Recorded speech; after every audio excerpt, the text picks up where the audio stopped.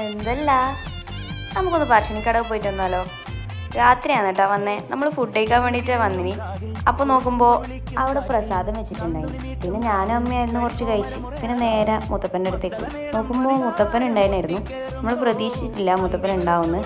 പിന്നെ നേരെ കാല് കഴുകാൻ ഇറങ്ങി. പിന്നെ അറിയാലോ, മുത്തപ്പൻ്റെ അടുത്ത് കയറുമ്പോൾ പുഴയിൽ നിന്ന് കാലം കഴുകിയിട്ടാണ് നമ്മൾ കയറാറ്.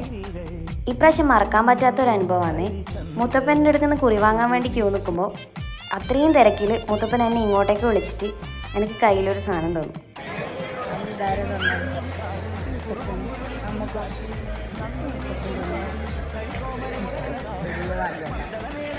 ഇതങ്ങനെ എല്ലാവർക്കും കിട്ടുന്ന ഭാഗ്യമല്ല. അതുകൊണ്ട് തന്നെ എനിക്ക് സന്തോഷം കൊണ്ട് എന്താ ചെയ്യേണ്ടതെന്ന് അറിയില്ല. പിന്നെ നേരെ നമ്മൾ ഊട്ടുവരയിലേക്ക് പോയി. അവിടുന്ന് നേരെ ഭക്ഷണം വാങ്ങിച്ച് ഭക്ഷണം കഴിക്കാൻ വേണ്ടി ഇരുന്നു. ഇനി എത്ര വലിയ സദ്യ കിട്ടിയാലും എത്ര നോൺ വെജ് കിട്ടിയാലും മുത്തപ്പൻ്റെ അടുത്ത ഭക്ഷണം എന്ന് പറഞ്ഞാൽ നമുക്ക് അത്രയും എന്താ പറയുക, എത്രയോ കറികൾ കൂട്ടി കഴിക്കുന്നതിലും ഇഷ്ടപ്പെട്ട ഒരു ഭക്ഷണമായത്.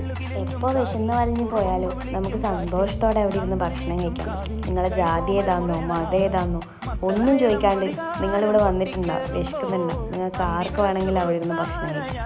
അങ്ങനെ ഞാനും അമ്മയും ഭക്ഷണം കഴിച്ച് പിന്നെ നേരെ കൈ കഴുകി. പിന്നെ നമ്മൾ അവിടെ നിന്നൊരു തീരുമാനം എടുത്തു, നമുക്ക് തൃച്ചംബരം അമ്പലത്തിൽ പോയാലോ. പിന്നെ നേരെ വിട്ടു തൃച്ചംബരം അമ്പലത്തിലേക്ക്. നല്ല ലൈറ്റും പരിപാടിയെല്ലാം ആക്കിയിട്ട് അമ്പലം നല്ല ഫുൾ അലങ്കരിച്ചിട്ടുണ്ട്. കാണാൻ തന്നെ നല്ല ഭംഗിയുണ്ട്. പിന്നെ നമ്മൾ നേരെ അമ്പലത്തിലേക്ക് കയറിയപ്പോൾ അവിടെ മാത്രം മഴ പെയ്തിട്ടുണ്ട്. നമ്മൾ വന്ന വഴിക്കൊന്നും മഴയുണ്ടായില്ല. അമ്പലത്തിൻ്റെ പരിസരവും അവിടെ എല്ലാം മഴയായിരുന്നു. പിന്നെ നേരെ പ്രസാദവും വാങ്ങിച്ച് നോക്കുമ്പോൾ നല്ല അടിപൊളി ജ്ഞാനമേല അവിടെ നടക്കുന്നത്. നമ്മൾ വേഗം വന്ന് വേഗം പോകാമെന്ന് പറഞ്ഞാൽ നമ്മൾ രണ്ടാളും കുറേ സമയം അവിടെ നിന്നു. പിന്നെ പാട്ടെല്ലാം കേട്ടൊന്ന് അമ്പലം ഫുള്ള് പ്രദക്ഷിണം വെച്ച് അമ്പലത്തിൻ്റെ ചുറ്റുമതിയിൽ ഇരുന്നിട്ട് പാട്ട് ആസ്വദിക്കലേ. പിന്നെ അമ്മ പറഞ്ഞു പോവാ, നാളെ പോകണ്ടല്ലേ. പോകുന്ന പോക്കിൽ നല്ല ചൂട് വടയും സാമ്പാർ ശ്രീകൃഷ്ണ ഹോട്ടലിൽ നിന്ന് കഴിച്ചേ.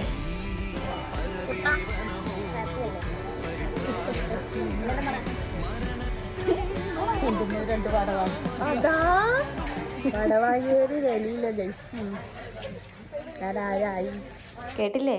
അത്രേ ഉള്ളൂ.